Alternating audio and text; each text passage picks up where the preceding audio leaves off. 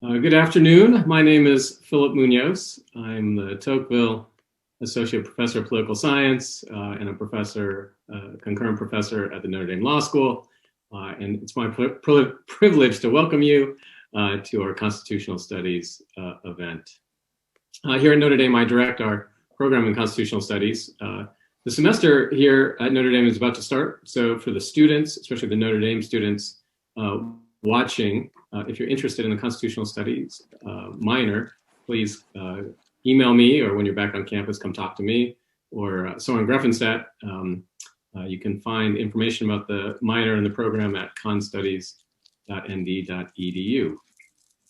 A few announcements and thank yous before we start. My first thank you is to the Intercollegiate Studies Institute. They are co-sponsoring today's event. ISI is an organization, a private organization that advances education and teaching and research on the principles of American constitutionalism and ordered liberty. So we thank ISI for their co-sponsorship. I also want to thank my class. This event today is part of a class I'm teaching, intercession class on conservatism after Trump. So this is actually our last class meeting. We've been having conversation with conservative scholars and activists and amongst ourselves all month, trying to think through what is conservatism now in the post-Trump era.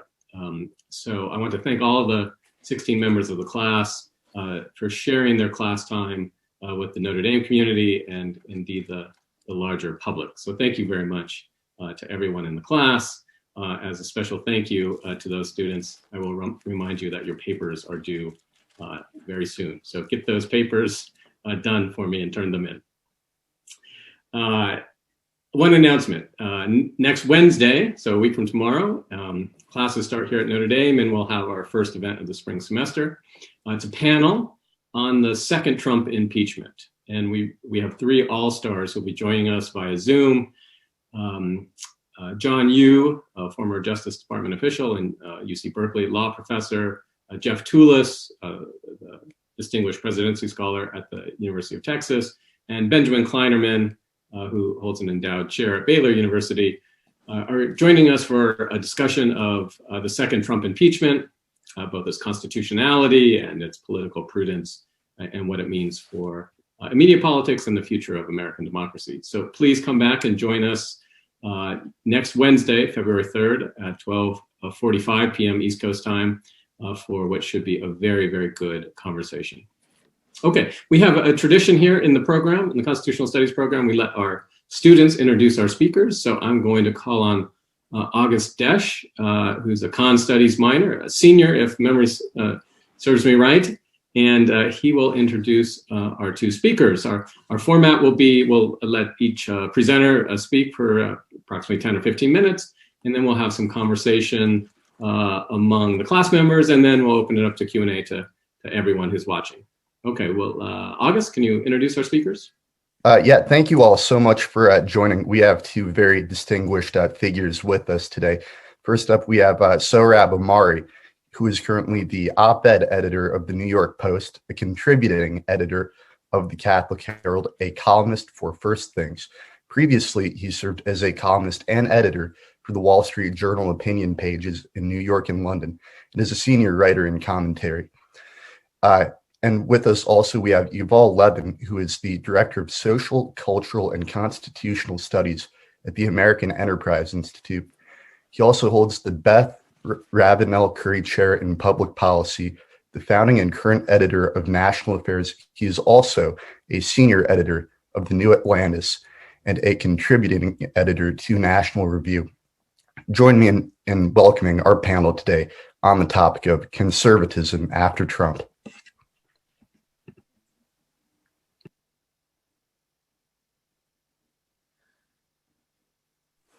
Sohrab, go ahead. Well, thank you for that introduction, and thank you to the Constitutional Studies program, my friend Professor Munoz and ISI for sponsoring this event. I wish I could join you all in person. I dearly miss that feeling of giving talks on campuses and shaking hands with students. but all of that will have to be deferred, and we use this Gnostic substitute of Zoom to connect. So to be honest, I don't know how I got pegged as the future of conservatism genre guy. It's mostly of my own doing, I know, but nevertheless, it's not something that I set out to do in a conscious way.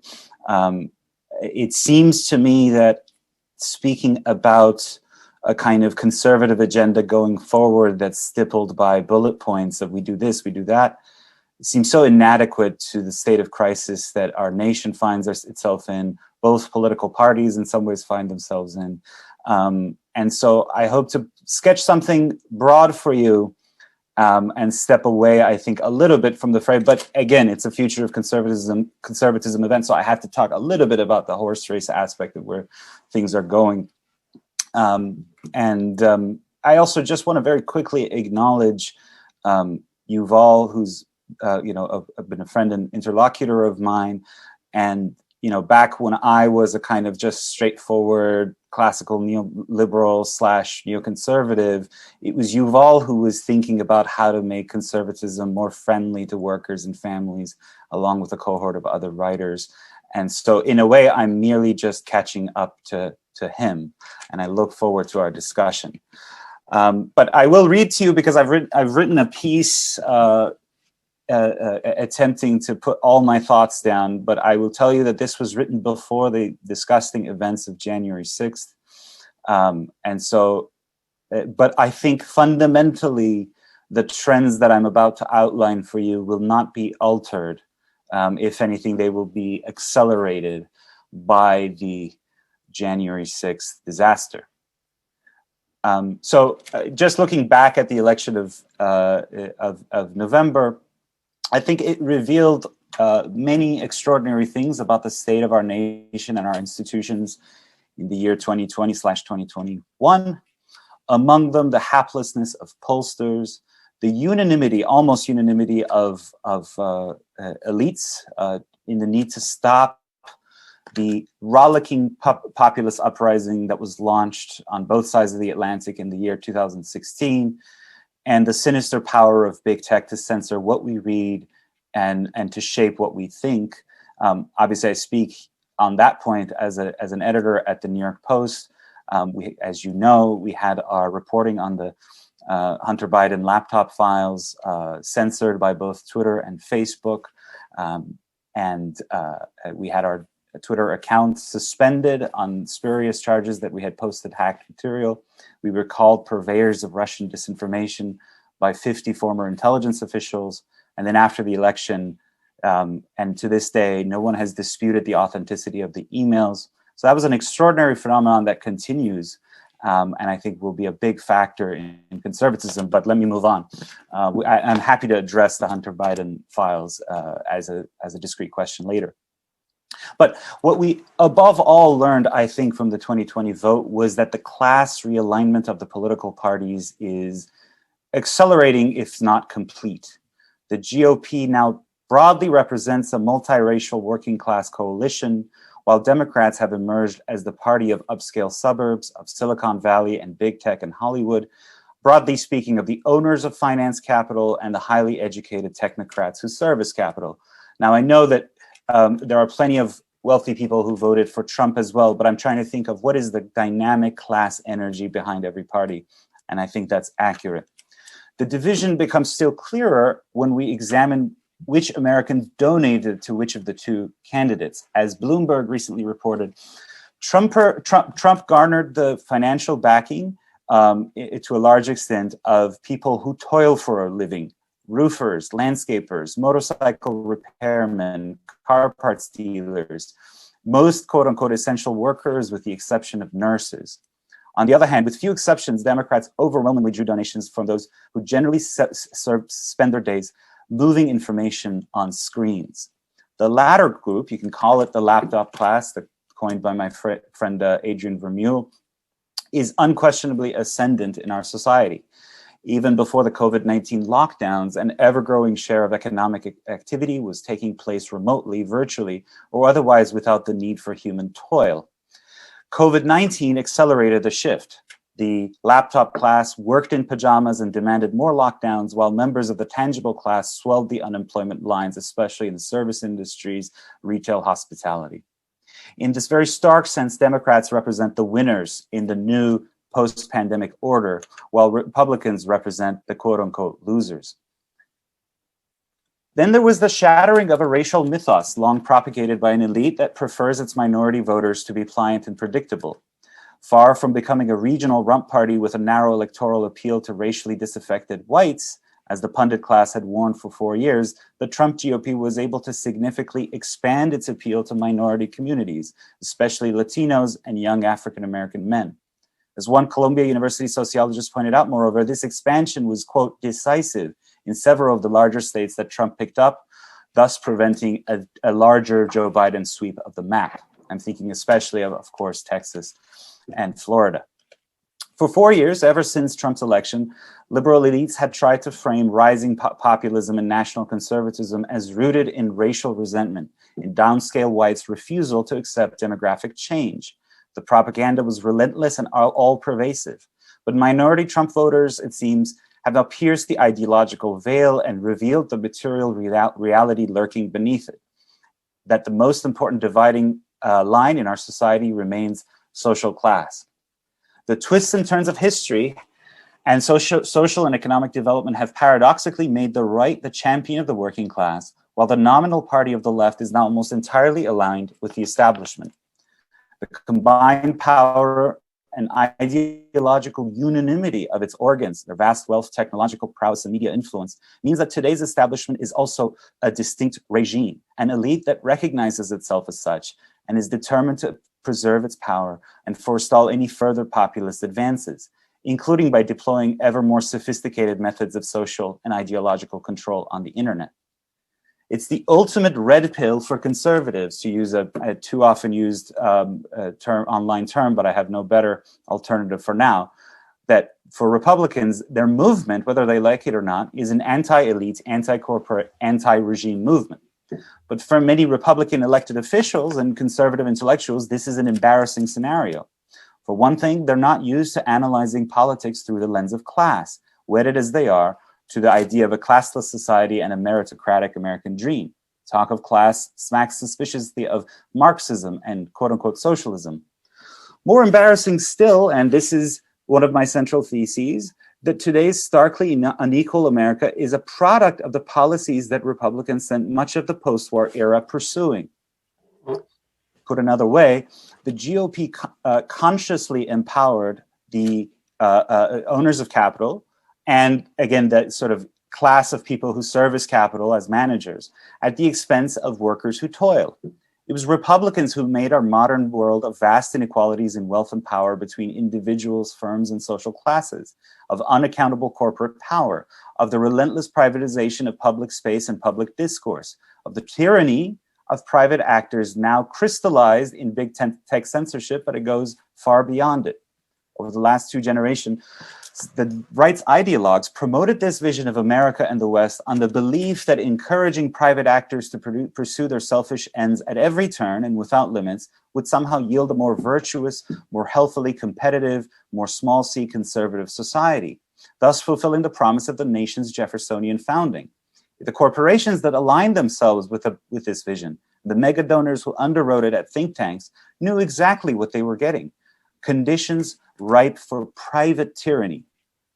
Across those same decades, Americans on the lower rungs of the socioeconomic ladder were robbed of their rights and dignity as workers. Free trade decimated local communities, while social liberalism tore apart the natural family. Big business got to dictate what we think. Capital went woke. The already yawning gaps between rich and poor widened. The constitutional promise of liberty, so dear to the right, shriveled to a mere paper promise.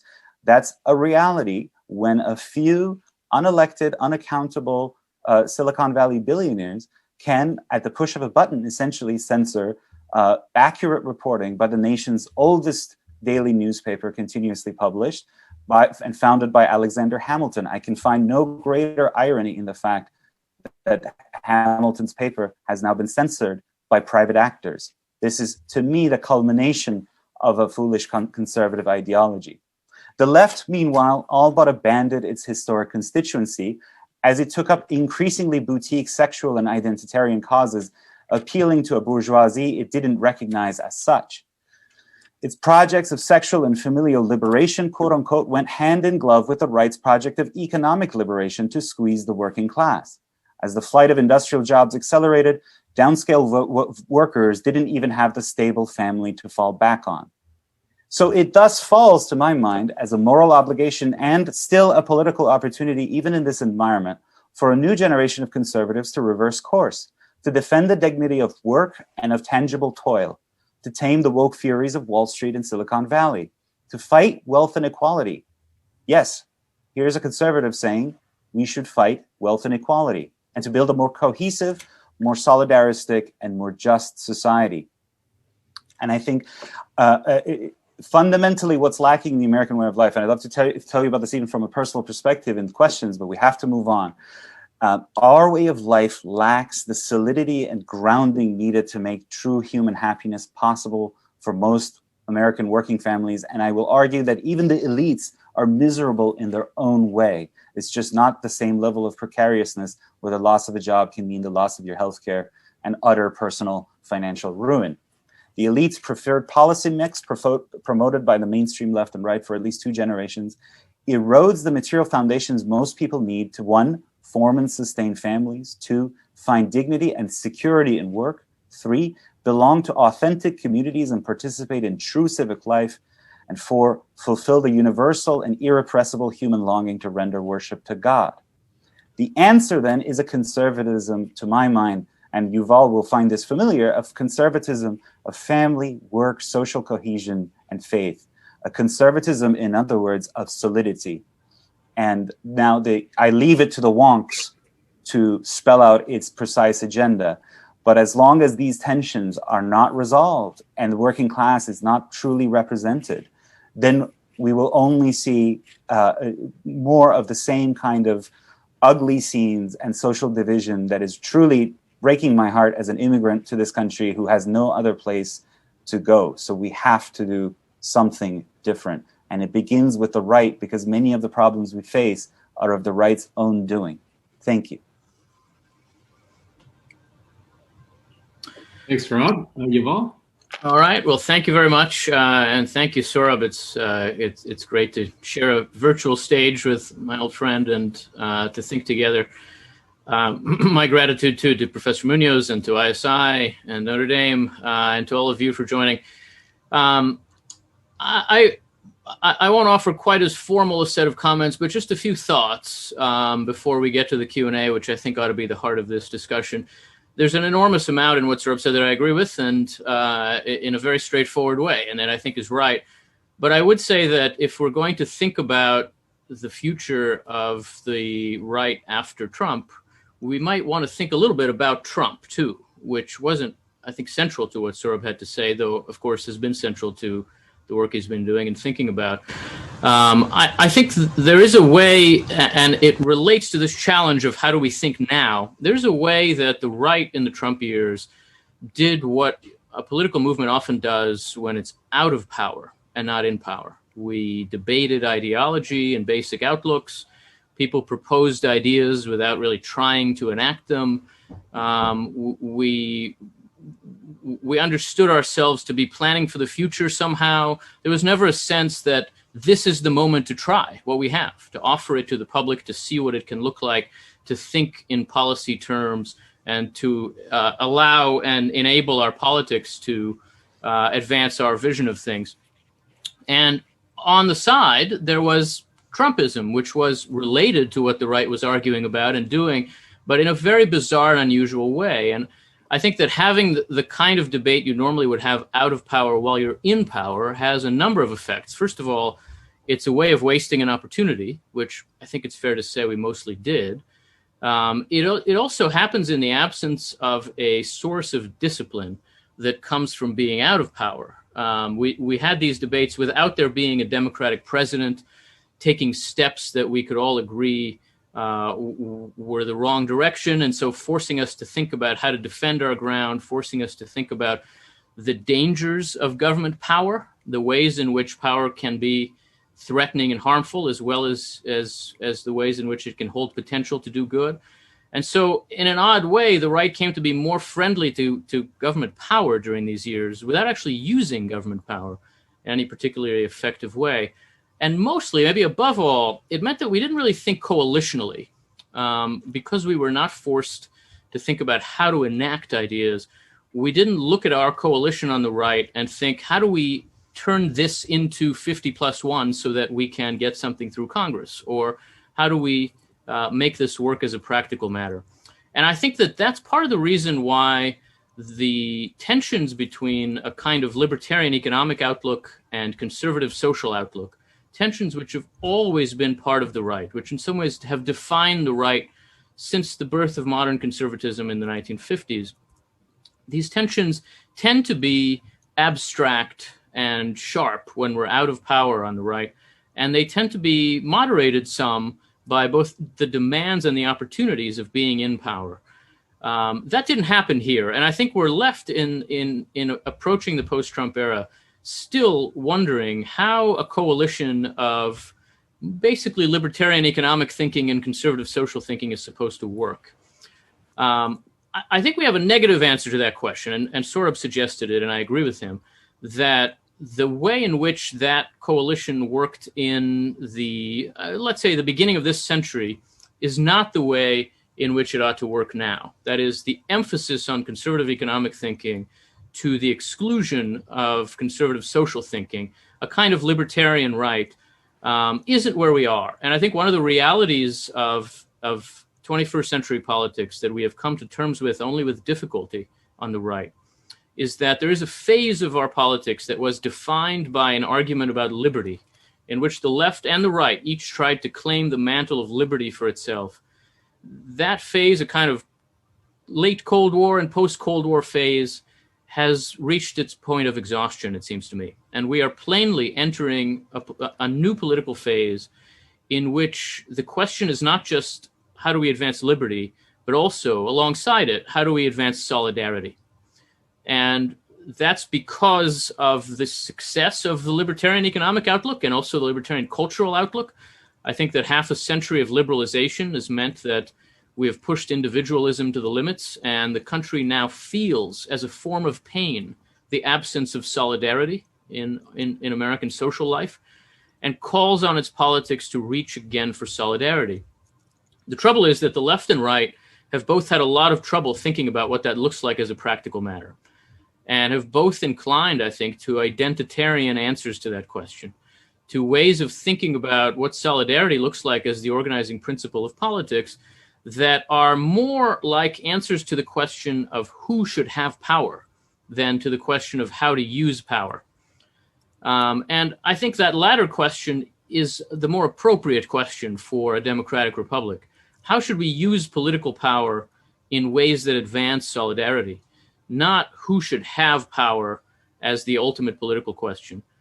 The question of who should have power is too often how we talk now, on the right and on the left. Which class, which group, who do we define as enemies of unity so we can unify the country against them? Should it be the rich or immigrants? Should it be the elites? Should it be the left? I don't think any of those is quite the right answer, because I don't think we're asking the right question. The right question needs to be directed to how we can use our politics in ways that advance the kinds of goals that Sohrab was laying out, which I think are the right goals.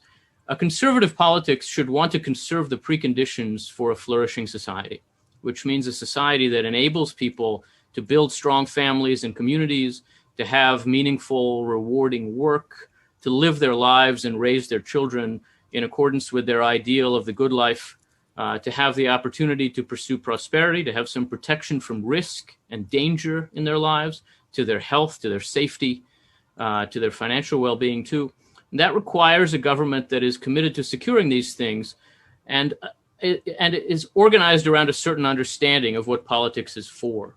I think that our peculiar coalition of libertarian economic thinking and conservative social thinking can work this way. There are ways for it to succeed in doing this, but that the right way for that to happen is essentially for conservative social thought to define the ends, and libertarian economic thought to define some of the means. That is, the fact that we are after solidarity and that we think it's time to think in ways that help us understand how a government can advance these ends doesn't mean that we should forget that economic competition is the way to achieve prosperity. Doesn't mean that we should forget the knowledge problem, that is the limits of what government can achieve through planning and centralized control. Certainly doesn't mean that we should forget the importance of individual rights and their protection, which is essential to what our kind of liberal regime is for. The questions that need more attention and in the answering of which social conservatives should be more central are questions about ends, about purposes and goals. But to questions about means, we still do need to be a coalition that understands the limits of government and that understands the potential of the free economy. It's possible to sustain that kind of coalition when we think about public policy, when we don't just think abstractly, but when we think concretely about how to govern. And I think there are ways of enabling the kind of coalition we have to function in that way. It's been very difficult to have that debate during the Trump era, because I think in a lot of ways, the debates we've had in the Trump era have been simply about Trump. And the debate about Trump is not the same as the debate about the future of the right. In a way, you know, the debate about Trump involved two sides that each saw the other as weak, as fearful. Trump's opponents thought that his defenders were too fearful of the left and acted out of a kind of hysterical fear of what the left was doing to the country that made it permissible to vote for anybody who wouldn't be the left, including Donald Trump, and led people to overlook his low character, which made him ultimately unfit to be president. I think a lot of Trump's defenders looked at his opponents as people who were afraid to get into the fight and who were too focused on a kind of procedural arguments about the rules rather than seeing really what was happening on the ground in American life and what it was that needed to be done. It seems to me that there was some truth to both of these. There were certainly ways in which the right had become much too fearful of the left. The left, after all, is also disorganized and weak and unattractive. The public's not happy with the left. You could look at the last election and see that. And there are a lot of ways that we can present to the public a much more attractive face in the years to come than what the left is able to do, given the kinds of struggles and internal debates that it's locked in at the moment. But in order to do that, we have to focus on the needs of the public and on the needs of people who are being disserved by both the left and the right at this moment, which very often means the needs of working families, the needs of people trying to raise kids, trying to hold down a job, trying to build a good life in America. Our rhetoric to the country has to be much more about appealing to those people and offering them what they need to be able to thrive and flourish than about warnings about the dangers of what the left is trying to do. There are elements of the left about whom these warnings are true. There's no question about that. The fear at some level is justified. It's a fear that the left has come to dominate every major institution of American culture and education and media and increasingly also business, as Sohrab says, that it's intent on using that power to transform American society in ways that make it hostile to religion and morality, to family, to constitutionalism, to liberal education, to basic social order in some respects. The concern is that some people who hold different views than that are not going to be allowed to take part in American life. And we're seeing a rising tide of illiberalism that affirms that. But you have to, I think it's important for us to understand that these are the attitudes of a segment of the left that the public doesn't find attractive either. And that the left has not won these fights at all. We can win these fights, but we can win them not by running around with our hair on fire in hysterical fear of them. We can win them by offering a better alternative, by offering an idea of what politics and government and culture can be that is more attractive, that is more constructive, that is more appealing. And that we can do by thinking about the ends as defined by social conservatives and offering some means that also learn lessons from economic conservatism. We have a lot of history to draw on in doing that. We have a lot of ideas to draw on in doing that. We've got a lot of people working on these challenges in various ways on the right. And it seems to me that the future, the post-Trump future of the right, has to be neither a pro-Trump nor an anti-Trump future, but truly a post-Trump future, not a return to where we were before, not an attempt to recapture that phase of our politics in which liberty was everything, but an attempt to build forward into a phase of our politics in which solidarity is taken seriously by the public, and to which, therefore, conservatives have a lot to say and a lot to offer. So I'm mostly interested to hear what people want to ask about and see where our conversation goes. But I would say, as a general matter, I think it is enormously important for us on the right in thinking about the future to think practically and concretely, to approach the public not fearfully but confidently, and as a political matter, to think coalitionally, to understand that these camps that have been at war with each other do belong together. There is a logic to why they hang together. And in the process of finding ways to learn from each other and build on each other is exactly how we can come to offer the public something more attractive and more constructive.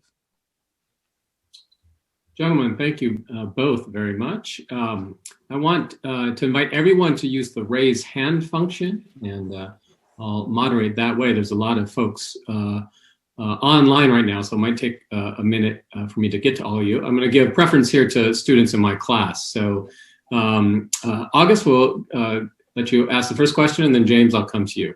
So go ahead and unmute yourself, and please ask your question. Yeah, thank you so much for the thoughtful remarks. I think it really is the future of conservatism, if there will be one. My question is, what are the biggest wedge issues that you see as standing in the way of creating the coalition that you envision, that we saw sort of graspings of with the last couple of elections? And then what policy measures do you think would have to be the biggest priorities in order to solidify that coalition? Sohrab, go ahead.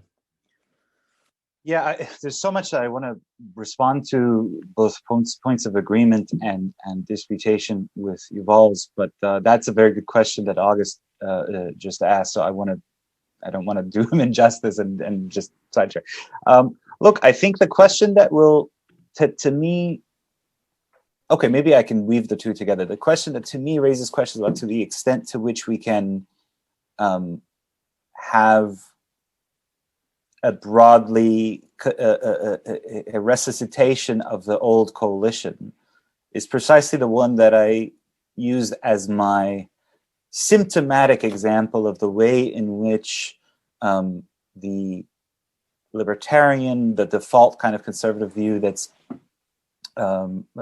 advanced, again, I think since the post-war era, but especially since the 1980s, and it's a wedge issue that I think prevents a coalition from coming together, but what we have to examine is big tech censorship.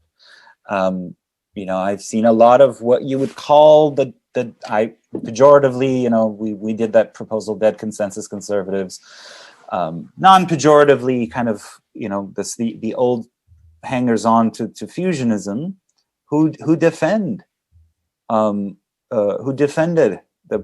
censorship of the New York Post, where we had, we're not even talking about like Ahmari-esque type social conservative goals, just the goal of, advancing the truth to the American public ahead of an election about public graft, which now is the subject of federal investigations of Mr. Hunter Biden.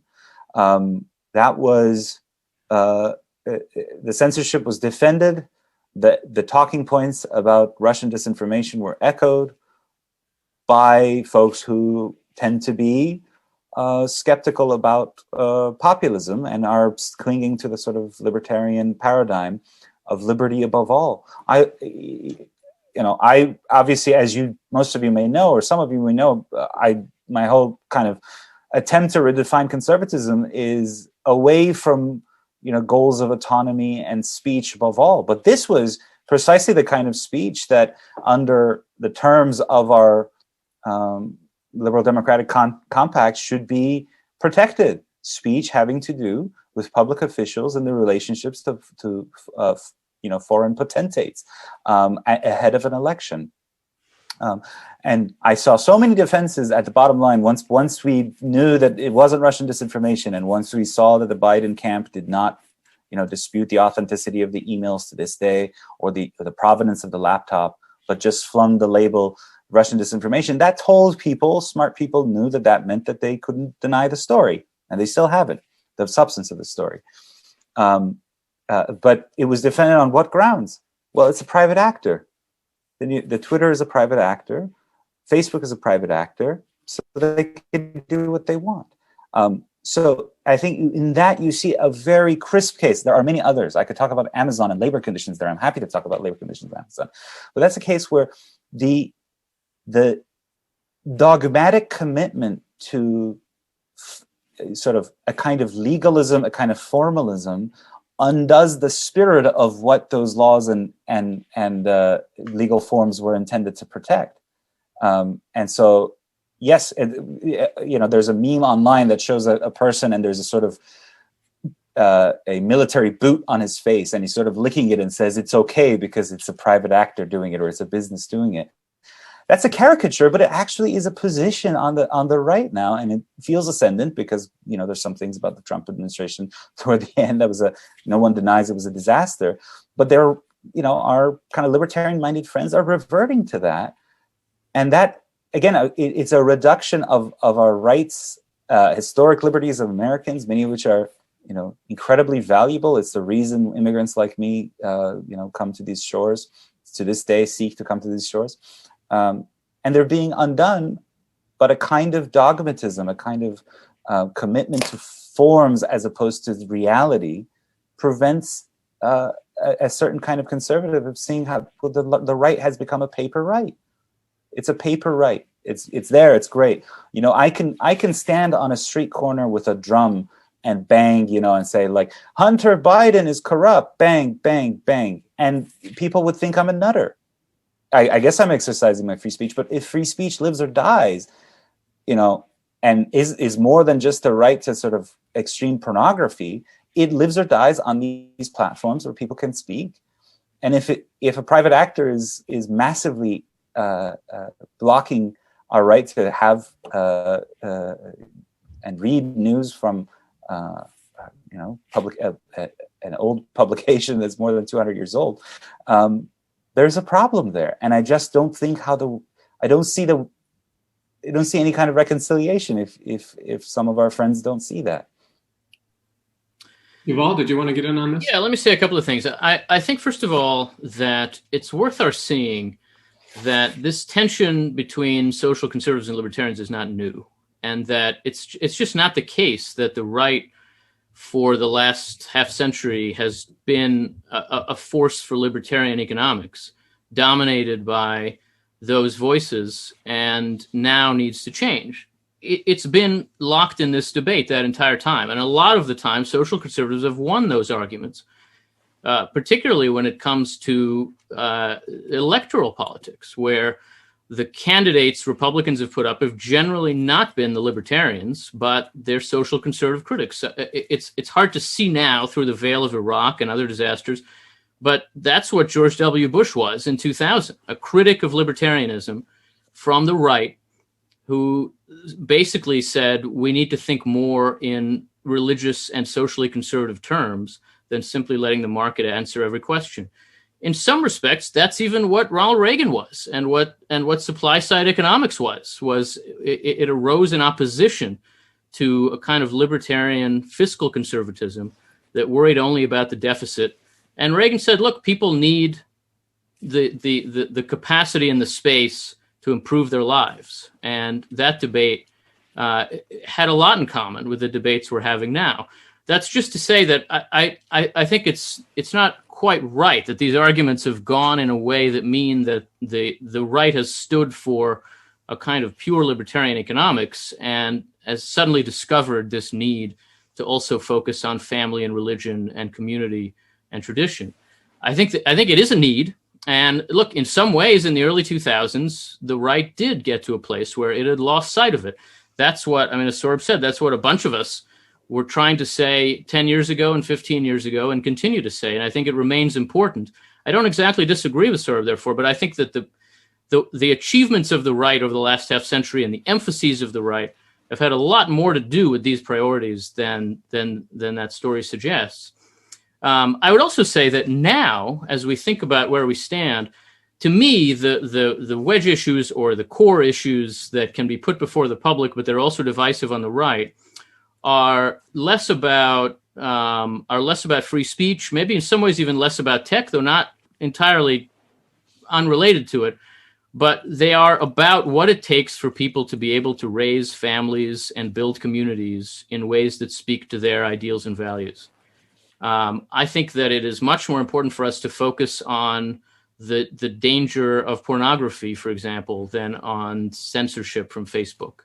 And we don't. I mean, nobody's talking about it, essentially, one or two senators, which I think is just nuts given where we've come to in our culture. I think there needs to be a much more assertive kind of social conservatism that takes up some of the challenges of contemporary life. And yes, thinks about technology in ways that are not simply libertarian, that are not simply market-oriented, but that are about what kind of culture does this create and what kind of culture is that to live in and raise children in. That raises questions about government support for parents trying to raise families under economic stresses. I mean, the argument about the child tax credit, which became sort of the obsession for us reformicons, I think is very much about that question, but whether public policy should prioritize family formation in an explicit way. And that's a question where we have some allies on the left, where we have some opponents on the right, and where you see this kind of rejiggering, reshuffling of contemporary politics in ways that have everything to do with what our goals should be as a society, and not just what our attitudes about government are and the role of government. I also do think that there is a desperate need for us to think about the Constitution in a way that actually speaks to contemporary problems. We can talk about that more and separately, but for me, that means a new phase of constitutionalism that is especially focused on Congress in the way that the right has been focused on the courts for the last generation or so, and that opens a space that looks like politics, that creates the possibility of actual deliberation and debate, of actual disagreement that's constructive rather than pure abstract polarization. And I think there's a lot of work to be done on that front too. All of this is just to say, I think I share a lot of the goals that Sohrab is pointing to, but it seems to me that we've got to think about how these goals can be achieved through our political life as a coalition that appeals to a broad public and tries to broaden its electorate. And oddly enough, the right just hasn't really thought this way in some time, and it shows. All right, thank you very much. We have lots and lots of questions, so I'm going to encourage both gentlemen to answer thoroughly, but also relatively quickly if you can. Let me start with students in my class. Michael, James, and Sean, we'll go to you. So Michael, go ahead and introduce yourself, unmute yourself and introduce yourself. Thank you. Thank you to both of you for being here. I'm Mike. I'm a senior majoring in computer science economics at Notre Dame. One of the things that Yuval had, or Mr. Levin rather, had brought up in his opening statement, shall I call it, was this notion of a return to solidarity. And something Sohrab had continuously been bringing up both online and in the press has been this notion that there is this big tech censorship, that there's all of these focuses on these sort of centralized organizations that, while privately owned, serve an enormous role in public discourse. How do we, turn to something along the lines of a subsidiarity where local communities are able to make decisions that affect them, and how do we bring people to a sort of sense of being able to be aware of what is going on immediately around them, rather than simply focusing on national politics and how we approach conservatism? Well, maybe I'll start there. I very much appreciate the question, and I think it's the right way to think about solidarity. Solidarity and subsidiarity, as it would be odd for me to tell a Notre Dame audience about this, but solidarity and subsidiarity are deeply connected, and they're essentially, one is impossible without the other. And I think that implicit in that reality is a sense that we build up our affinities, our sense of what we belong to, from the bottom up, from the interpersonal, working out toward more abstract kinds of communities, from family, from religious congregation, from school and community, upward toward a kind of national unity and sense of national purpose. It's why I think that the turn to the language of nationalism on the right in the last few years, which in a lot of ways has been constructive, has needed to understand itself and to be informed by a sense that ultimately national character and national purpose and national affinity are formed by local affiliation first. I also think that if we're asking ourselves as a practical matter, how do we solve problems in America? Right now, it would be pretty hard to be optimistic about America if you look at it from the top down. But I think it's much easier to be optimistic about it, or hopeful at least, if we look at it from the bottom up. If we see that first and foremost, there are people trying to improve their situations and to help their neighbors where they are. And to build on that and help people think about politics, first of all, as a way of meeting these needs and addressing these problems. I think conservatives have often had that to say to our country and understood our situation that way. Our national politics right now is intensely distracting, right? And understandably so. It's full of these kind of abstract fights that raise big, seemingly philosophical questions and that are just terribly interesting because they're very divisive. But I think there's a lot more constructive politics happening at the local level, in some ways even at the state level in some places, where things that seem impossible in Washington just happen because they have to, because there are real problems and practical problems. So it seems to me that working toward a sense of a national politics rooted in some idea of solidarity has to begin by learning from the local and by thinking about solving problems in ways that take into account what people are doing in their communities. Obviously, that's in itself a kind of abstract answer and easier said than done. But I think as a general matter, that's the place to begin.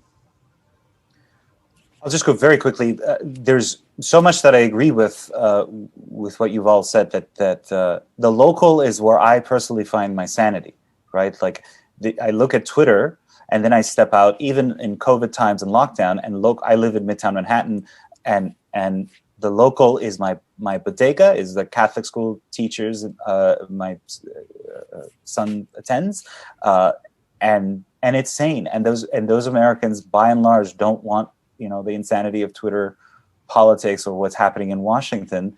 They just want human flourishing, which to the extent that we still have some intuitions about natural law and objective human happiness, they understand and they do their best to live out. Having said that, and this is not a criticism of Yuval, because Yuval's understanding of subsidiarity is sophisticated, but sometimes in American conservative discourse, subsidiarity has become a kind of just a catch-all redirection to the local, right? Like, well, you got monopolistic problems. Why don't we deal with that locally? And each community, well, you can't, because it's if you're dealing with something like Amazon, and the way that it favors certain regions, right? There's a wonderful new book, by the way, recommended to everyone, called Fulfillment, by a progressive journalist, Alec McGillis, about how Amazon is favoring certain regions and disfavoring certain regions, and in other ways leveling American regionalism, which was a phenomenon for so long in American life and now is kind of disappearing because of these forces. But at any rate, that is a national problem. And so I just would caution away of using subsidiarity as a way to redirect conservatives away from using power, for example, to improve labor rights. I want conservatives to be the ones to say that Amazon workers shouldn't have to relieve themselves in bottles because they don't get enough breaks. It shouldn't be AOC who's the only champion of that. It should be conservatives, because Amazon is ideologically opposed to us, let's be honest. But that not just because of that, but because workers forced to relieve themselves in bottles because of the brutal kind of neo-Fordism, or I guess Bezosism, is this kind of dehumanizing labor that we just get at the price of cheaper, I guess, products, is inhumane and is unconservative in every way. And so again, I'm breaking the vow to keep answers short, but I apologize for that. Okay, thank you. James and Sean, and then I have Micah on the queue. James, please introduce yourself. Hi, I'm James. I'm a senior poli-sci major, and I'm from New York, so I think I live near you, Sohrab. And I read the New York Post almost every day, so I was pretty surprised when the big tech Hunter Biden thing happened. So that just brings me to my question, and you've all touched on this a little bit earlier, which is, what role do you think government needs to have in advancing social conservatism and pursuing conservative reforms? Because I know that conservatives are hostile to big government and big power in any private or public domain, but government appears to be the only countervailing power to the tech behemoths and to the other corporate giants who are ideologically opposed to conservatism. So what role do you see government playing in the future of conservatism? Just to take that very quickly, I think conservatives should not be either individualist or statist by default, right? The sage of Notre Dame, Professor Patrick Deneen, my friend, points out how those two work together in tandem in some ways, because the individualism is such a deracinating force in American life, and it often requires a statist answer. Having said that, we look at our problems today, and I think a kind of allergy to using government too is baked into that dynamic on the right, whereas the left, for its own social kind of cultural ends, is happy to use government, and there's a sort of imbalance there. So not a kind of blind statism, but to recognize, as you said, James, that there are no countervailing forces but the state in some sense. And when you have every other institution, academe, media, Hollywood, finance, for the most part arrayed against the right, if we can use it prudently, we shouldn't shy away from the state. Again, keeping in mind the proper subsidiarity, there are some things that can be solved at the local. There are things that can be solved at the state level. But there are things that need national government power. We talked about it a lot, I think, over the past 4 years, and Yuval is exactly right on this, but we didn't actually do much with it. And that's this real tragedy of the Trump era. Is Yuval's exactly right. Like, what did we do with it? I can point to a few things that I'm probably happy about, but it's all very provisional. So I agree that the kind of automatic allergy to using government, which became, I think, just an easy clutch or sort of shorthand for a lot of Republican politicians, is misguided. And it is important to think about where it is necessary to use public power. I would say that there are limits to where it is appropriate to do that, and that we should also be aware both of the limits of what government can do, which is an area where we can learn from libertarians. I mean, the knowledge problem literature is not wrong. There are ways that central planning and large public action can go very wrong in ways that can be extremely dangerous. And it's also important to see that there is a way that centralized government action, national government action, encourages radical individualism. It creates a situation in which everything between the government and the individual gets kind of vacuumed out. And the other side of the coin of central government action is individualism. And what's important for conservatives to sustain much of the time is what's between the two, those layers of institutions, from family and community and school and church and even local and regional governments. Those are often where our ordered freedom, our actual human flourishing happens. And it's very important to sustain those. And sometimes national government is a threat to those. That conservative clutch is not simply wrong. It's just that it's not always right. And I think we have to be awake to the possibility that there are certain kinds of problems now that do require national action and that do require us to think at the national level about what politics can achieve. I would also say one thing quickly. It's surely true that the left is overrepresented in a lot of our institutions, in all of our cultural institutions. It's also true that the right is overrepresented in our political institutions. It just as a structural matter, it's simply true that the party that represents less densely populated parts of America is generally overrepresented in politics. I think that has meant that the left has tried to use its cultural power politically, That is, in those places where it is overrepresented in the culture, now increasingly also in big business, it tries to advance political aims. And the right is increasingly trying to use its political power culturally, and to do things it can't do in the culture by using public power. I think both of these are pretty dangerous, and it's important for us to think about the risks inherent in them both. A lot of what we're talking about, ways of trying to constrain the left, are really ways of trying to limit the ways in which it uses its cultural power politically in the academy, woke capital. All these things are really ways of using institutional power as though it were political power when it isn't. But we also should worry about the right's tendency to treat all politics as culture, which just isn't quite right. And so in both these ways, I think there's just distortions of representation that are probably unavoidable, and that in any case, at this point, are out of control in a way that they're not going to be undone. But in thinking about where our politics goes wrong, I think we should see those and try to constrain them, both in our own action and in fighting our political battles.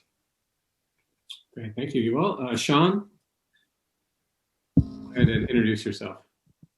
Yes, hi. Thank you, Mr. Levin and Mr. Ahmari, for coming to speak to us. Mr. Levin, I've been a big fan of yours for a while. I'm Sean Tehan. I'm a junior here at Notre Dame studying political science with minors in Con Studies and Theology. My question, I originally had James' question, so I'm going to get my backup one. I was wondering, it seems like the biggest issue, maybe not in the next 4 years, because Biden hasn't focused on this so much, but in the future, the biggest question is going to be healthcare. Progressives clearly have a solution. Just take Medicare for all, take Medicare and add for all to the end of it. And so it doesn't seem like conservatives have been coalescing around any one idea except repeal Obamacare. So I was wondering if y'all have any solutions to that. Can I speak from personal experience on this? It's one of the things that gets me fired up. So, look, I think if I were to, and I mentioned this in my opening talk, if I were to pin down one thing that is the overarching problem in American life, from which flow a lot of other pathologies and the cultural type issues that are legitimate in their own domain, but also have some material roots, it's this quality of precariousness. Again, I mentioned it in the opening. And one of the ways in which Americans of a very broad swath of Americans, and I'll get to the personal aspect myself, feel that quality of precariousness most acutely is in the dimension of healthcare.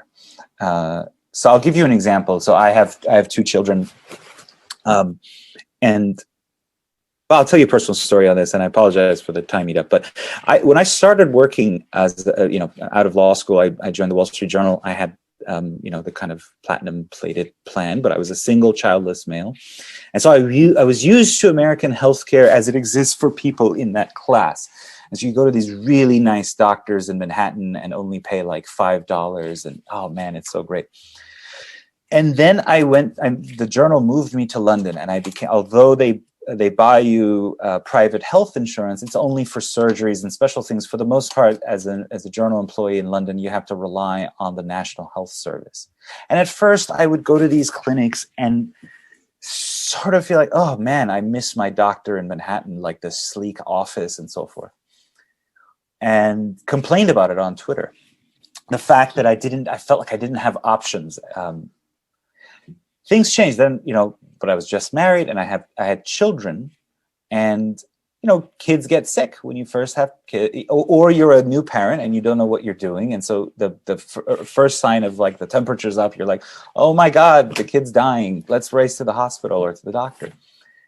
We didn't overuse that. I mean, I think I'm not trying to suggest we were hysterical, but we were reasonable about it. But nevertheless, I came to see in the National Health Service such an immense sense of security. And then we moved back to the United States. And I'm still, broadly work for the same company. And our son got sick with what's called the human metapneumovirus. I don't know if you've heard of it. But it's a common childhood illness. It's not that big of a deal, but it requires a night's monitoring in the hospital because, it could get serious. So you want to monitor their breathing. we do it, we go home, we have insurance, all right, no problem. And we get the bill for it. It's Weill Cornell. And it's $22,000 for that one night, of which we were responsible, even with our insurance, for like $4,000, I can't remember, $3,750. Now, for me, I write an extra essay and commentary, I give an extra talk, and we cover that. But I'll constantly try to imagine what that's like for working in middle-class families, you know, who have, you know, kind of far inferior, because my wife and I both work for large companies, health insurance-wise, so that gives you a basis of security. But if you don't have that, you know, how do you deal with like just a $4,000 bill if if you make $50K a year, $40K a year? And it's just, I realize all the kind of administrative issues that exist in American healthcare, the pricing issues, which have some market solutions. You do an X-ray. If it's a scheduled X-ray, it's only $150. But this was an emergency X-ray, so it's $1,000.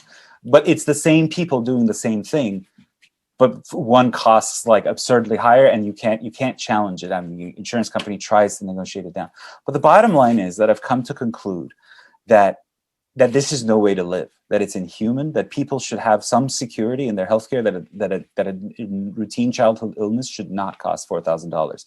That's absurd, it's immoral, it's inhumane. And conservatives better have a solution more than the kind of cliched solutions that we've heard. And one of the great failings of the Trump presidency was that it would offer a replacement for Obamacare. It never did. It just mounted that moronic court challenge, or joined it. And again, as I don't want to spell out a solution per se, but some basic care that you don't face $4,000 bills. Again, it's easy for people it's easy but stressful for people in my socioeconomic class. I cannot imagine what it's like for working and middle class people and how unjust that is.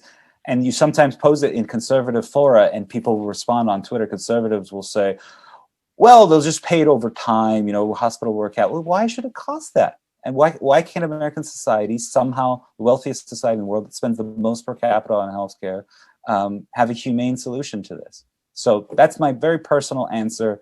But whatever we have just is a source of profound precariousness. And I dare any kind of libertarian conservatives in good conscience to say we have a fair system.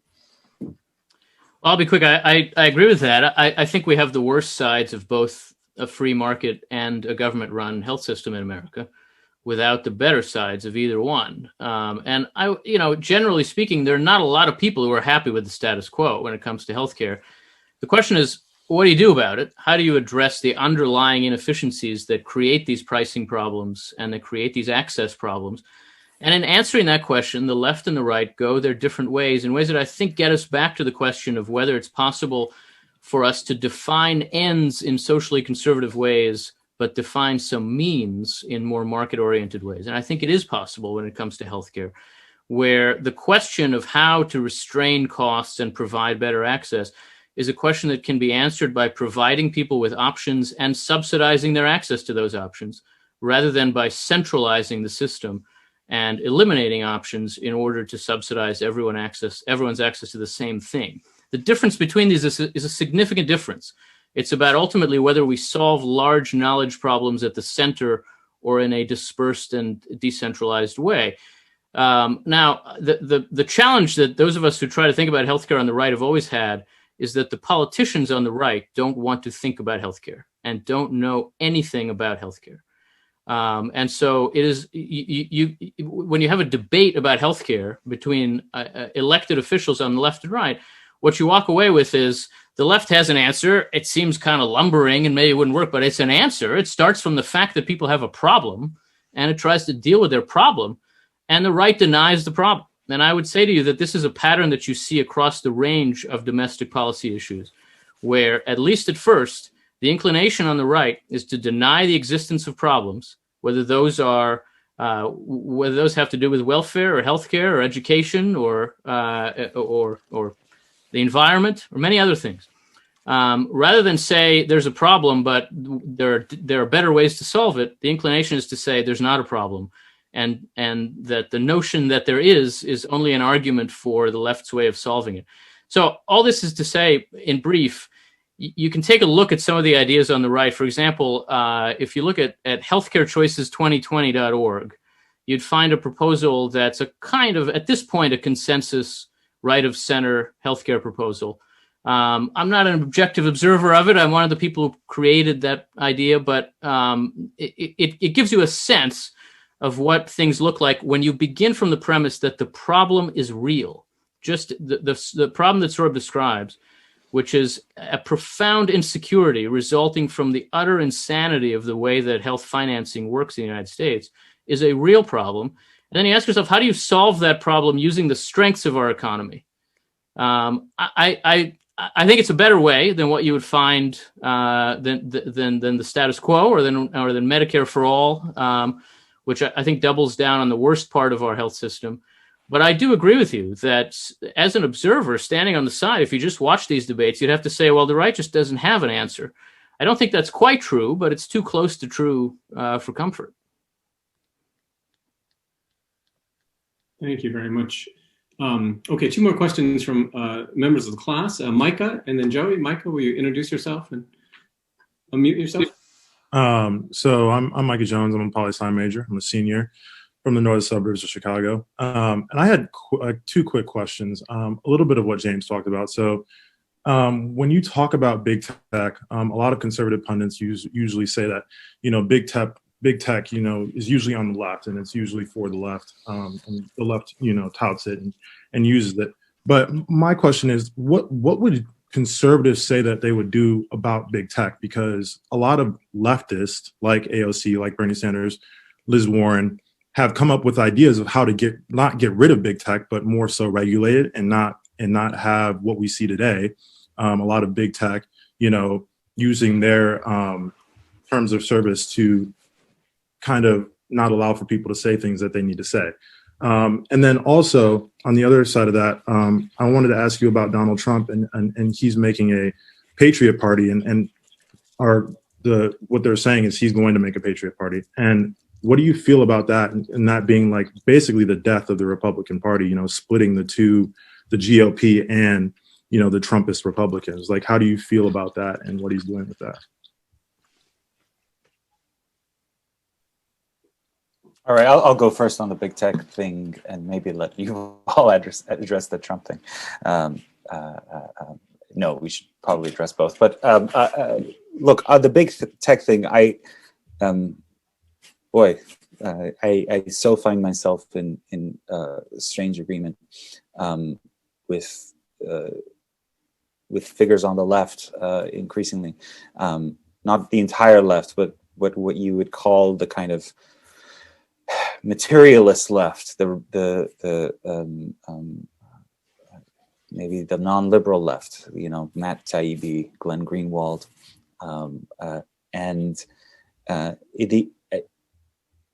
first, let me address it as someone who works for a publication that is subject to libel laws. If I publish libel about you, God forbid, in the New York Post, you can sue the New York Post. In the 1990s, or in 1996, Congress enacted a law that allows platform-type institutions before Facebook or Twitter were either a thing to, in a good Samaritan way, to censor and therefore act like publishers, prurient content, child pornography, violent threats, and so forth.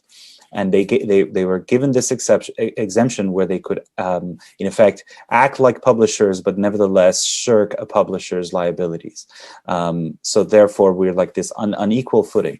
That was fine until big tech began to use what was carved out for a kind of good Samaritan purpose to stifle a fundamental American right, who David Harsanyi of National Review, who is not a kind of post-liberal conservative. He even, who's first to say he's a classical liberal, but even he said, look, Section 230 is not more fundamental than the Constitution.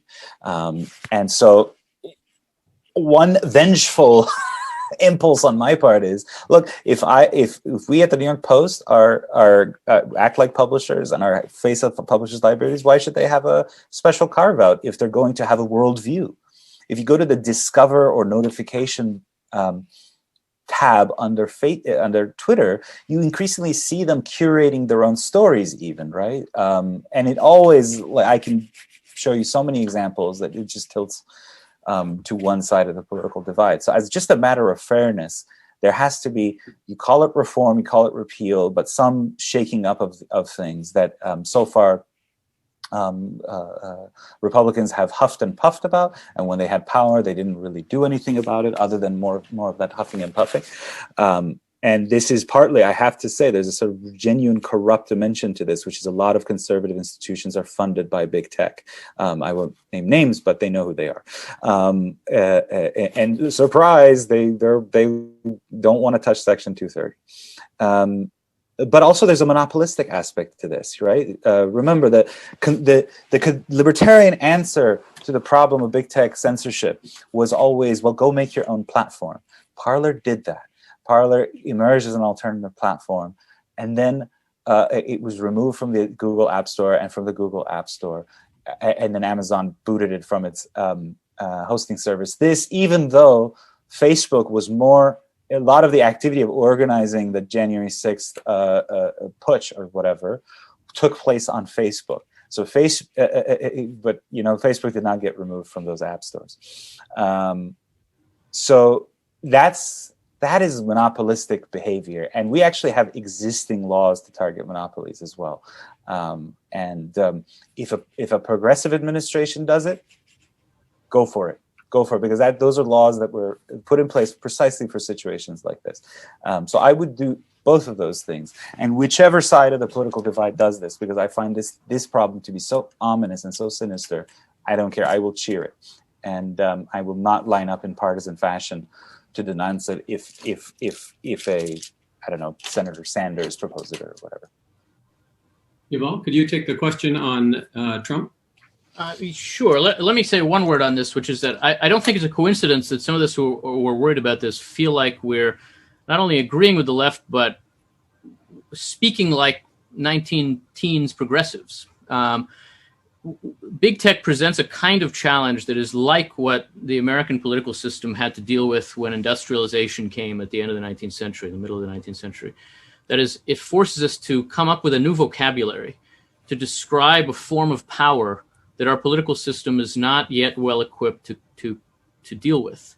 And the question is really, what is this power? How do you think about it? In what categories does it fit? Is it speech? Is it economic? What is this? I think that's the work we have to do. And I'd be remiss as a think tanker if I didn't tell you that the think tank where I work, the American Enterprise Institute, has been working on that question over the past year. And we have a series of papers you can look at that tries to think through that question. What is this power? I'm going to just put it in the chat and leave it at that. But on this other question, it's actually kind of related, right? For the same reason that Parler can't ultimately beat Twitter, I don't think that a new Trump party could really make much of a dent in the Republican Party. And I actually don't think that Donald Trump ultimately would do that. Look, Trump is self-destructive. He's a narcissist. He thinks only of himself. But when he thinks about how to use the power he's got, everything that might be at his disposal could only really be available through the Republican Party as a way of exercising power in the primary process. You create a new party and he isolates himself, fine, great, but I don't see it happening. And if it did, I don't think it would be a tremendous threat to the Republican Party, just given the structure of our system. But I think the challenge of Trump for Republicans is going to be bigger than that over the coming years. It's going to be a challenge within the party and a challenge that they'll have to overcome for the sake of the future of the party. Okay, we're going to go to Joey, and then we'll go to members not in the class. I have Rachel Liu and Mike Desch up on the queue. So Joey, please introduce yourself. Hi, thank you both so much for being here. I'm Joey. I'm a senior political science and economics major here at Notre Dame.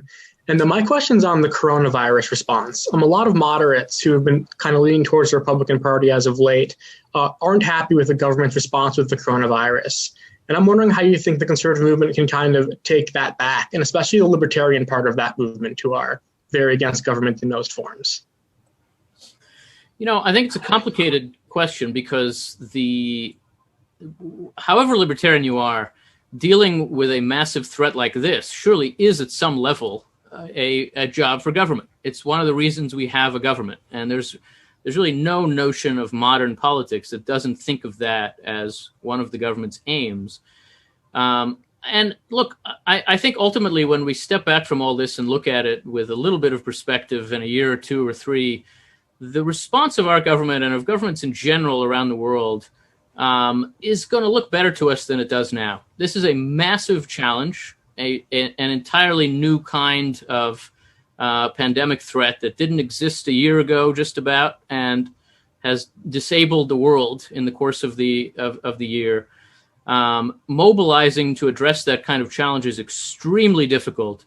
And it's not only a terrible chief executive, though we did have a terrible chief executive who would have a lot of trouble dealing with it. Everybody's had a lot of trouble dealing with it. And I think ultimately when you look back on this and see that the United States did mobilize and enable the creation of vaccines at record pace, is actually providing those vaccines at record pace. We've already immunized 24 million Americans.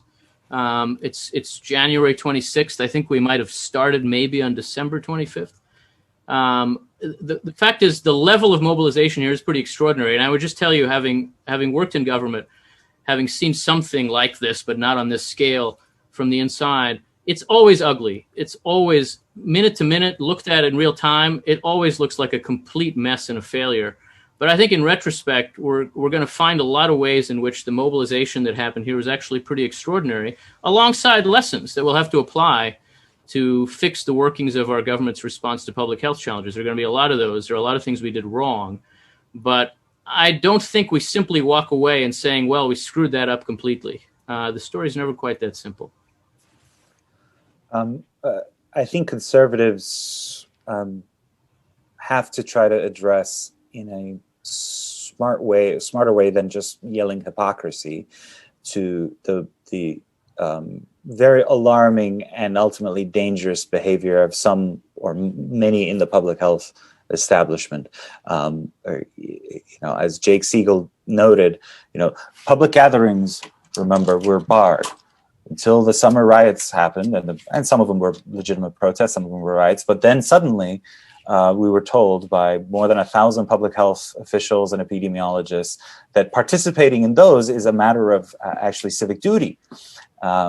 And there were so many instances of this, because obviously I covered the kind of the New York aspect, but like if you were Orthodox, Jewish congregation and you wanted to mourn the death of a revered rabbi, the NYPD cracked down against them so hard. And then, you had politicians partying after the outcome of the election became clear, passing bottles of champagne in mass gatherings. This kind of thing will not help the public health establishment. There is going to be a next pandemic, and the public health establishment needs to act responsibly and have the same, cannot become wokeified, ideologized in this way, because I tell you, a lot of Americans just think it's all a bunch of, it was done to take down Trump. They locked things down to make the economy bad. And by the way, if you had the right cause, then you could break the social distancing protocols. I don't know how you begin to repair that, but something very sinister in that. That loss of trust and expertise as a result of the politicization of expert classes is one of the big stories in contemporary American life. And I think it is going to be something we live with for a long time in the wake of the past year and several years. Okay, Rachel Liu. Rachel, will you unmute yourself and introduce yourself? Yeah, thanks so much. I'm Rachel Liu. I am not an undergraduate, but I am an alum, class of 02, go Irish. So I wanted to ask a question about this idea of the Republicans becoming a multiracial working class party. I know a lot of Catholic intellectuals who are very excited about this idea. So I've been reading, partly for that reason, I've been reading more kind of historically about labor movements, especially American labor movements.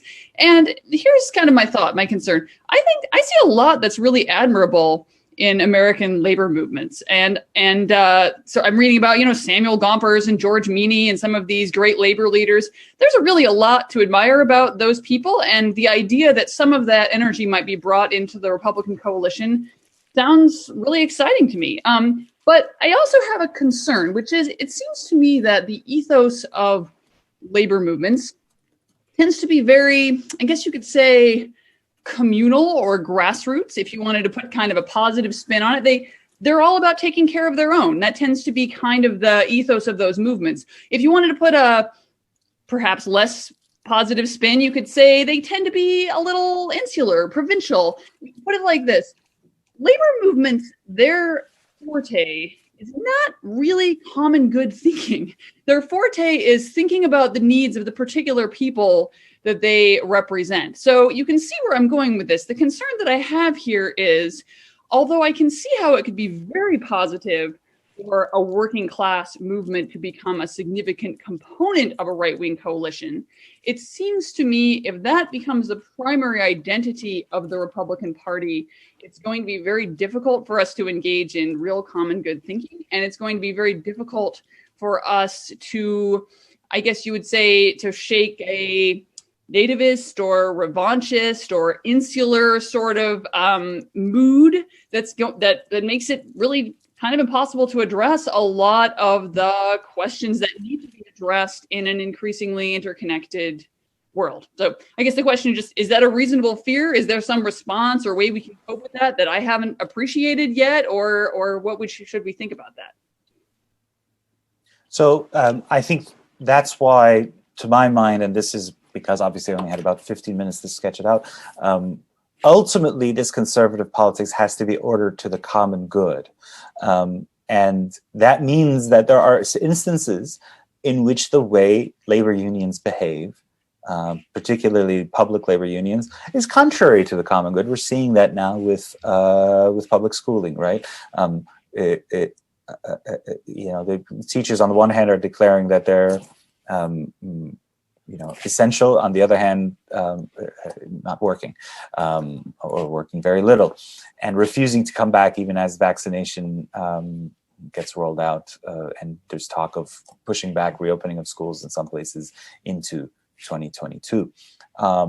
So that's a clear case where the labor movement can act contrary to the common good, and so that requires, I think, a politics that's holistic, where we aim for the common good, and we recognize that the good is knowable, including common good, and not leave it everywhere up to the competition of various social forces, including labor unions.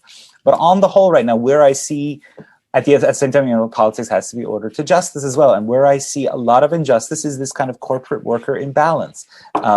And I think there are opportunities for the right to ally with labor unions to address that. And there's a real opportunity for conservatives to be a party of workers, as long as I think we take your caution in mind that the pursuit of the common good is the ultimate ground and horizon of this, not a workers' party for a workers' party's sake.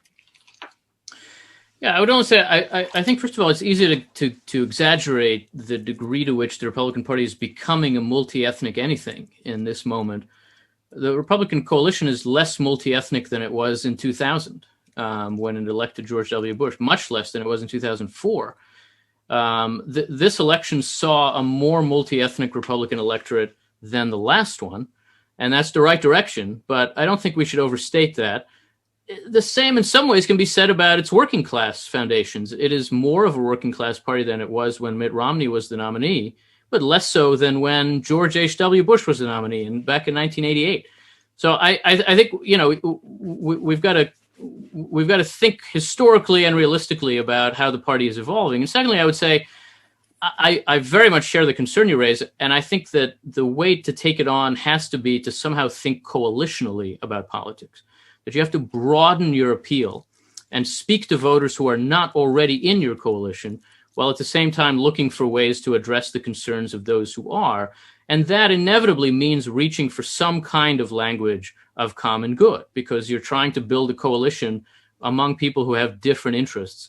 That's no easy thing. And I don't, to do that as a party that's focused on the interests of working class Americans, which I think are very important to focus on, is inherently a challenge. And you see that in Republican politics now, as you saw it in Democratic politics for many, many years, because a lot of what working class voters want involves a kind of exclusion, an exclusion of others. Sometimes that's about immigration. Sometimes that's about economic concerns.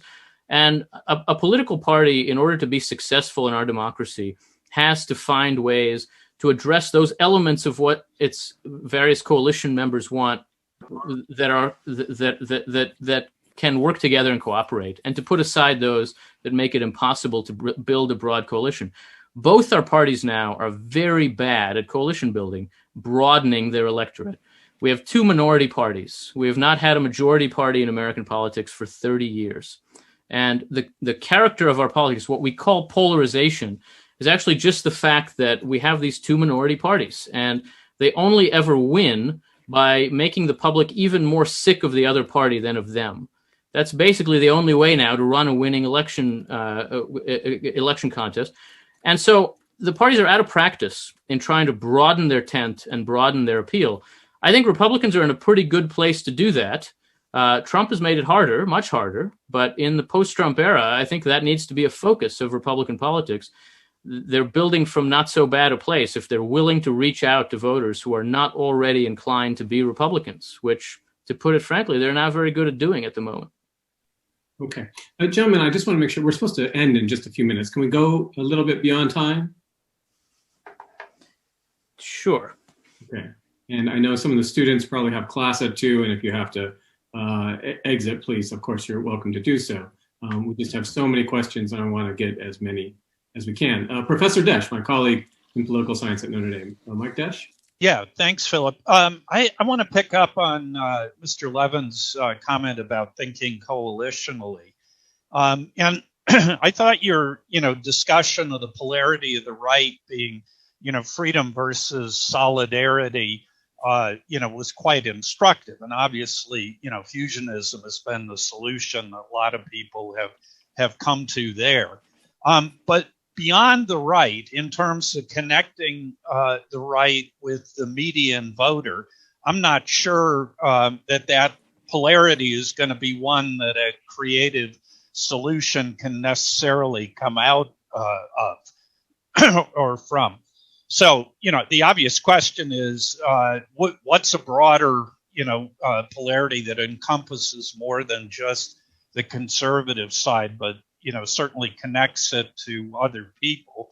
I was thinking, shooting from the hip, that maybe something along the lines of virtue versus self-fulfillment, might be the broader defining polarity to try to reconcile. But I'd be curious as to what you think, and if there's time maybe to hear Sohrab on that. Because the future of conservatism, I think, has got to be a reconnection with the broader public rather than, just making the old coalition workable. Thanks. Yeah, it's a wonderful question. Let me start with a general point, which is I think the left and the right, as they've been now for a very long time, I mean, a couple of centuries, in a sense, the right begins to think about problems by thinking in terms of order and disorder, or of civilization and chaos. Arnold Kling, the economist, suggests this in a wonderful book called The Three Languages of Politics. And the left addresses problems by thinking in terms of oppressor and oppressed. Who has power? Who's being abused by that powerful person? That basic polarity, those two different ways of thinking about political questions, I think, cut very, very deep into the left and right. And in all the different sort of forms of evolution of left and right over the many years now, it still more or less remains the case that the right tends to approach problems by thinking about social order and chaos, and the left by thinking about oppressor and oppressed.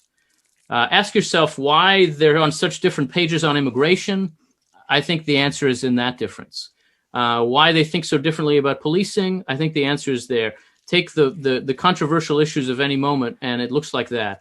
And so the challenge for each of them is to make its approach most attractive to the public by broadening its meaning in such a way that it speaks to people's problems and concerns. So that conservatives now would have to speak to the public about the ways in which we are lacking the necessary order for people to build thriving lives, and the need to provide security and stability and order and structure for people to build families and communities and to have meaningful work. Conservatives can know how to do that. I think our politics now is too taken up by, the politics of the right is too taken up by fear of the left to offer a particularly attractive way of framing that message, but it can be done. And there are ways to use government to enable people to feel safer, to have more of the resources they need to raise children and build families and communities. The left is going to be more inclined to talk to the public about who's abusing their power and who's the victim of that. And I think that that's a harder case to make to the American public, generally speaking. It's further from people's sense of what American life is actually about. But it can speak to an idea of justice and an idea of people's rights that is very powerful in American life. And I think in this moment, the left is doing a better job of translating its priorities into that language of justice and rights. And the right needs to think about how to translate its priorities into the language in which people perceive their own problems. That's always a challenge, a kind of translation challenge in politics. And I think at the moment, that's where the right ought to focus. I hope that's an answer to your question. I'd like to take a crack at that wise question as well. And I heard a lot in what you've all said that I would also ditto. So I'll pass over those, but only to say that I don't think the language of oppressed and oppressor should be the exclusive preserve of the left. I mean, to the extent that conservatism in this country is still has roots in biblical religion, for example, the Hebrew Bible is full of. I was reading Job recently, and it's full of kind of talk of the afflicted turning to God because of what the oppressor, what the powerful do, or what they withhold from the widow, from the weak, from the poor. And so the question is, to me, for the right, how do you pierce behind what I think is the mainstream left's ideological attempt to hide the real tensions and the real sources of oppression in our society, to hide them beneath a regime that talks about justice even as it works out very well for the powerful today. So, for example, if you look at a lot of what's come out over the past year from the left, ultimately what it ends up doing is it doesn't change the material condition of working class people. It doesn't even aim to do that. It doesn't change. It doesn't aim at redistributive justice in a meaningful way. All it ends up doing is empowering the HR department to fire people for more reasons, for speech acts, or the failure of working class people to mouth the latest kind of terminology and patois of the managerial class, and which is ever shifting. So you're always kind of on unstable ground. But even if you master it awkwardly now, tomorrow there'll be a new addition to the identitarian kind of acronym having to do with sex and gender. And so you're going to fall behind, and that's another reason for the company to fire you. So what we have is a situation in which it's ideology as someone like Slavoj Žižek would understand it. Language games and kind of performative structures that hide a material reality of oppression. And so for me, I think the right is at a place to pierce through that, and has to play this role of critique in the way that I think the smartest leftist writers, I mentioned Taibbi, I mentioned Greenwald, guys at the Bellows, I don't know who reads that website here, but they're doing that. They notice how the kind of woke ideology, whatever kind of orthodoxy it is that we live in, is perfectly good for kind of an oligarchic class. It works perfectly fine for them, and it ensures that material injustices get somehow transmogrified into new mechanisms for the HR to actually fire workers.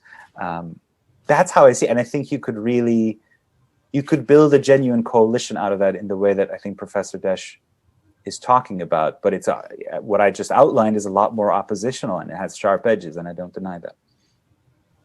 Okay. I'm going to go to D'Artagnan Edmonds. And D'Artagnan, if you can introduce yourself. And I apologize to Bianca and Justin and Isaac. This will have to be our last question.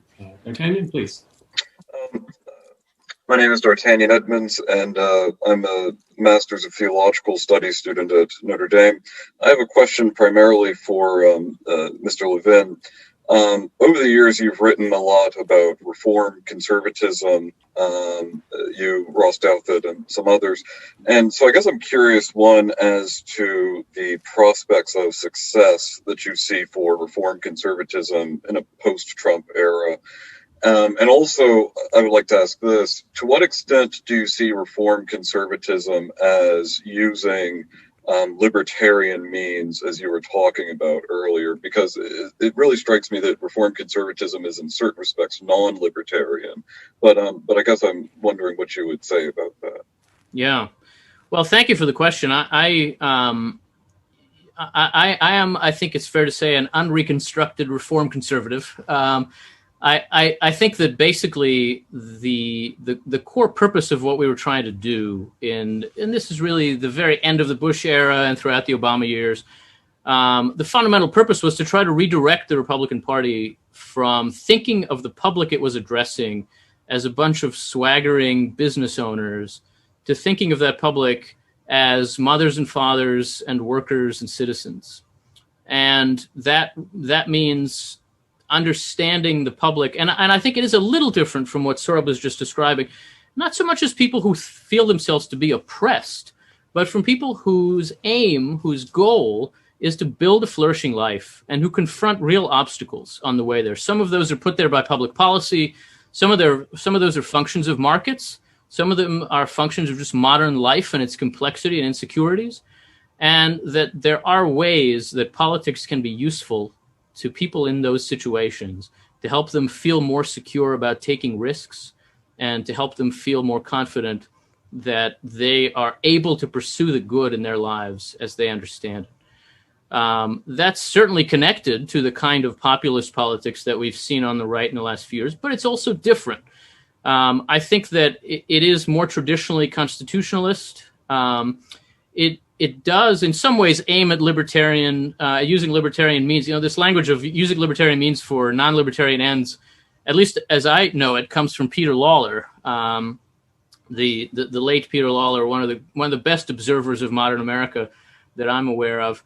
And I think that there's a lot to that description, provided we understand that ends are primary. That is, politics is defined by the ends, not by the means. And that means that the goal of enabling people to form flourishing families and find meaningful work and build thriving communities are where politics has to begin and what it's got to be focused on. But the question of how should learn from a lot of the lessons that modern economics can teach us, so that a lot of the ways that we would propose to solve problems have to do with allowing people to have more options, letting people who don't have the resources to enter markets as consumers have those resources.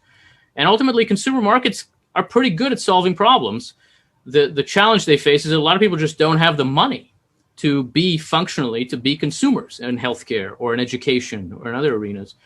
And one way in which government can help them is to provide them with some of those resources and let them be consumers so that those markets form themselves around their needs and priorities. So in that sense, we did argue and do argue for using some libertarian means to non-libertarian ends. But because the ends are primary, so reform conservatism is an aspect, an element of social conservatism. It is first and foremost rooted in, I think it's fair to say, I don't want to speak for others, but I know them all pretty well. I think it's fair to say that it is fundamentally a kind of religious conservatism, a sense that that's where our priorities and our goals come from, and a social conservatism that's also informed by the lessons that half a century of coalition building with libertarians can teach us. Those lessons only go so far. And I think the basic insight that what we require is a coalition of that sort that can appeal to winnable voters, build out the appeal of the right by speaking to people's aspirations as much as their fears.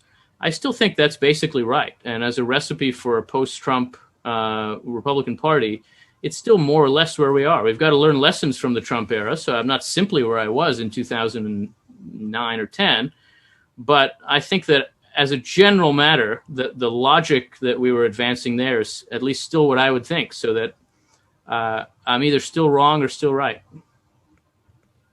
Sohrab, I'm going to give you the last word here, but let me mention before I turn it over to Sohrab that